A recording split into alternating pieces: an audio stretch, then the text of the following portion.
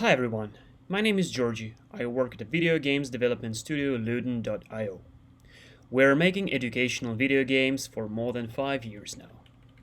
We believe that video games have huge potential for special education, and we will give you everything we made for autistic community for free in the end of this presentation. But first, let me tell you a short story of how we got here. Many of our games are being used in schools from the US, UK, Australia, China, and naturally Russia, where we originate from. We are blessed to be able to talk to the most wonderful teachers from all over the world all the time. By 2018, we happened to have received several requests from educators who would like to see some sort of video game that would cater to the needs of children with autism. This is how Rewire.Education was born. Our idea was to create a distraction-free environment that would be tailored to the needs of people with ASD and empower it with the strongest advantages that video games can provide. That includes, among other things, self-motivation and a smooth learning curve. In video games, you are typically taught how to play them step by step, and you get instant rewards for your actions. There definitely was potential for special education there, so we started to looking for ways to unlock it. We have traveled a long path from developing a very simple VR simulation to actually conducting experiments with promising results and creating a concept of what we like to call Kahoot for ABA. This presentation will be about this journey, and in the end, we will give everything we achieved to you, for free. It's important to notice that we're still but artisans, guided by our wonderful partners from the world of special education. We create our projects based on their practices and ideas. But when we started it all back in 2018, we knew little to nothing about autism whatsoever. That's why our first attempt to tackle the issue was rather blunt. We've created a set of sorting exercises for Oculus Go, along with a rather simple eye contact simulation exercise. At this point, we were consulted and guided by an ABA school, Eden 2 from New York. Their feedback was that they didn't need sorting exercises that much, but saw potential in interactive modeling in VR, for example for creating a virtual experience for visiting a dentist. They've stopped answering our emails at some point, so we were unable to explore this possibility further with them. At the same time, we've started cooperating with Our Sunny World, one of the biggest educational centers for people with autism and related disabilities in Russia. Several different projects emerged from this collaboration. One of them was a virtual keyboard for non-vocal students to help them learn typing without mediation of a therapist. We've conducted over 60 hours of lessons with 5 different teenagers and young adults aging from 15 to 28 years. The hypothesis was that VR would give the students more confidence for typing on a physical keyboard because virtual one was not real, so it would alleviate the fear of failure.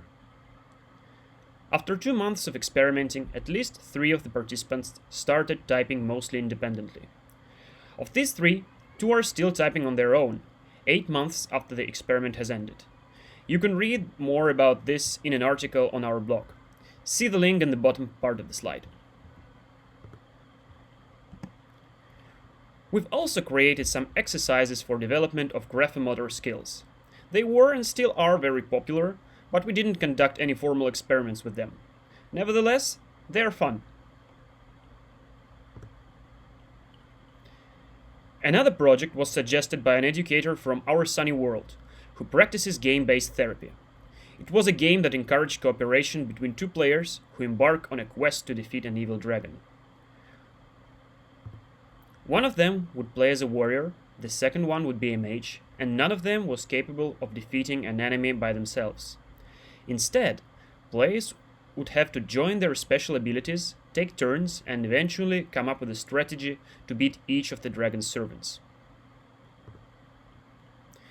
We call this game Teamwork Adventure, and we've tested it with several children aged from 5 to 13 years and actually observed them as they've started acknowledging the presence of the second player and respecting their decisions. You can look it up in the same article in our blog to read more about how it went. After achieving certain results locally, we went on to presenting our projects, VR and non-VR, to a broader audience from American schools and therapeutic centers. After speaking to dozens of educators and therapists, we've decided to concentrate on ABA, as it is much more popular and widespread in the US and is scientifically proven to be effective.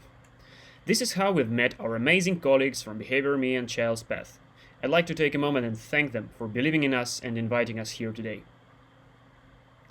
For our next step, we've taken VBMAP as baseline and created several new VR lessons based on this assessment tool. Namely, they were exercises for teaching spatial categories and prepositions, such as on and under, behind and in front of, inside and outside.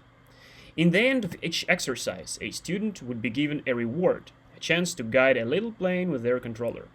They've enjoyed it a great deal too. Even normal, typical adults enjoy it, actually.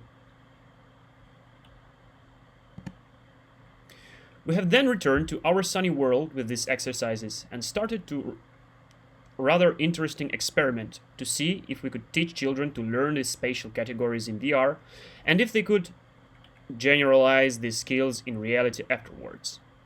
3 participants were selected for the experiment. One of them was 13, the second one was 7, and the third one was 17 years old. The experiment was conducted in the form of short sessions, 3 to 5 minutes each, as part of regular weekly classes, an average of 2 sessions per lesson. At the beginning of the experiment, we've measured the percentage of correct answers in exercises for distinguishing prepositions, both in VR and real world. The choice of specific exercises, the number and duration of sessions were left to the discretion of the therapist. In the case of obvious progress in virtual reality, if a child would be able to achieve 70 or more % of successful attempts, control testing was conducted in physical reality at the end of the experiment. It lasted about a month and led us to some optimistic results. As you will see on the next slide, one of the students has significantly improved his results in real-world situations after being trained in VR. Another one has shown progress with 2 out of 3 pairs of prepositions. We did not see any significant improvement with the third child, however. The data does not allow us to consider our experiment a full-fledged research, partly due to the small number of subjects and the absence of a simultaneously observed control group, partly since the sessions in virtual reality were included in a strictly limited time frame. But our observations allow us to assume that virtual reality contributes to the accelerated learning process of some children. At the very least, all the participants have shown higher motivation when in virtual reality as compared to exercises with ordinary toys. Modern children are native adopters of technology. They are familiar with interactive media and games from a very young age. Therefore, we see a lot of potential for playful therapy for autistic children.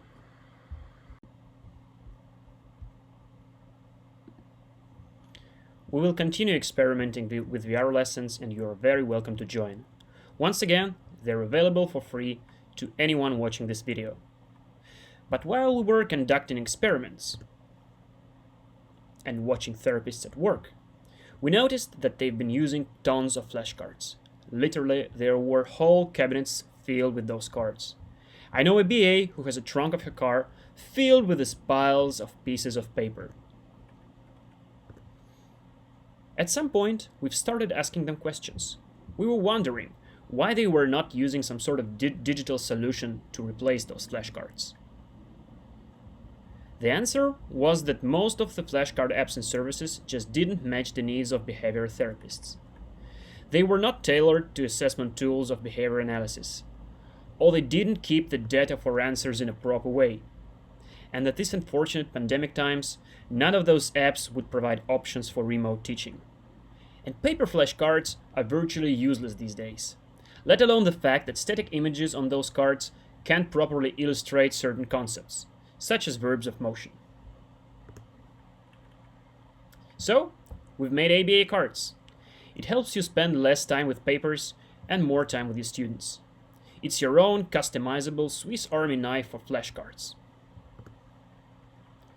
There is a selection of built-in lessons based on VBMAP. It grades answers automatically and keeps all the lesson stats for as many students as you need. You can also create your own decks using pictures from the web or from your device.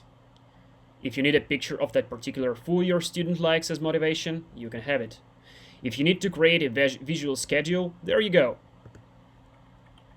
Oh, and don't hesitate to have fun with GIF images for illustrating verbs or anything else that you might need. And the real treat is, you can use it all for your teleconsultations. It's as simple as Kahoot if you ever used it. It's even simpler. You launch the app on two devices, your students or their caregivers enter a unique PIN code, and voila! They can see any lesson that you launch without any interface distractions, and you can see and record their answers. We hope it helps you during these turbulent times, and we'll expand your toolkit for therapy once the quarantine is over. ABAI Cards, your customizable Kahoot for behavior analysis, is available for free at Google Play right at this moment. We will bring it to iOS soon enough. In the meantime, we'd like to give you a helping hand during these difficult times. That's why we're offering you everything we have done so far for free. That includes Rewire VR lessons, teamwork adventure game for social skills, and of course, ABAI Cards app. If you're watching this video, simply sign up on Rewire.Education and we'll help. That's the least we can do. Thank you for watching this presentation. Let's keep in touch and let's rewire education together.